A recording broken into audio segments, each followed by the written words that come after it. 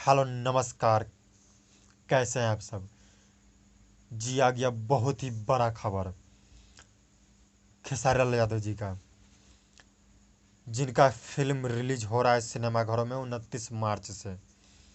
होली के शुभ अवसर पर 29 मार्च से विराट प्रदर्शन। सुपरस्टार खेसारी लाल यादव एवं काजल राघवानी सुपर हिट जोड़ी, साथ में सुभी शर्मा। सैया अरब गैलेना फिल्म का नाम है, सैया अरब गैलेना।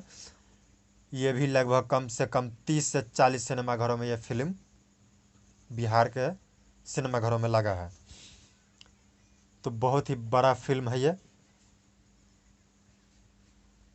प्रोड्यूसर अभय सिन्हा, प्रशांत उज्ज्वल जी के निर्देश में फिल्म सैया अरब गैलेना ने जो दुबई में शूट किया गया था। काफ़ी बड़ा बजट का फिल्म है ये, सैया अरब गैलेना। तो मज़ा आ जाएगा। आप लोग जाके सिनेमाघरों में देखिए और धूम मचा दीजिए, लेकिन मास्क लगा के जाइएगा, ठीक है। सिनेमाघरों में कोरोना टाइम चल रहा है।